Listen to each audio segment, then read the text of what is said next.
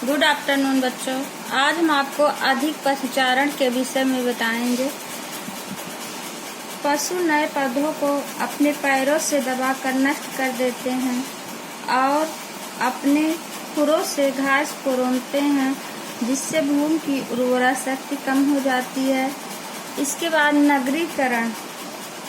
नगरों में बढ़ती हुई जनसंख्या के कारण नगरों में ध्वनि प्रदूषण, भीड़ भाड़, जल प्रदूषण, गंदगी, बस्तियां, जीव हत्या, व्यभिचार आदि के कारण भी प्रदूषित हो रहा है। उसके बाद यातायात के साधनों का तीव्र विस्तार। यातायात के साधन तीव्र गति से बढ़ रही हैं, जिससे निकले हुए धुएं से वातावरण दूषित हो रहा है। इसके बाद आपको बताते हैं रासायनिक तत्वों का वायुमंडल से मिलना। कारखानों के धुएं से वायुमंडल में अनेक रासायनिक तत्व मिलते हैं, जिससे वायुमंडल दूषित हो जाता है। तेजाबी वर्षा।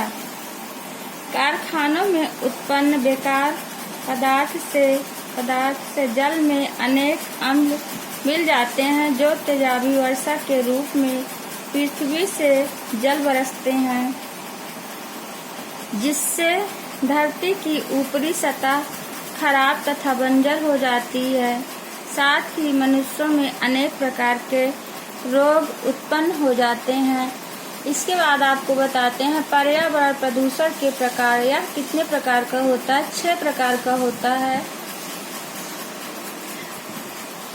पर्यावरण प्रदूषण इतना अधिक व्याप्त हो गया है कि यह एक अंतर्राष्ट्रीय चिंतन का विषय बन गया है। आज मनुष्य को जिन प्रदूषणों के संकटों का सामना करना पड़ रहा है, उनमें निम्नलिखित प्रमुख हैं।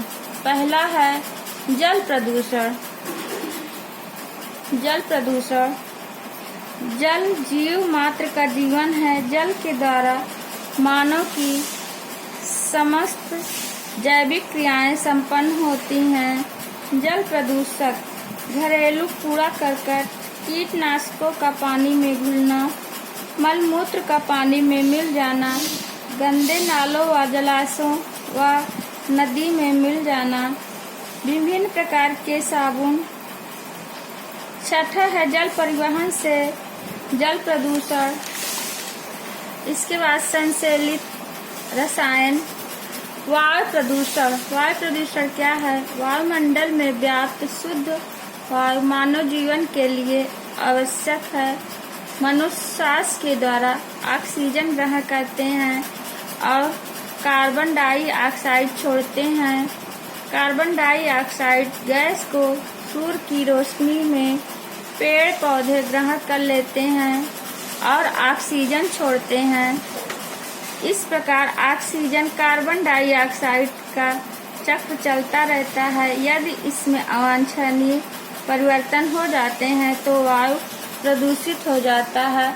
मृदा प्रदूषण।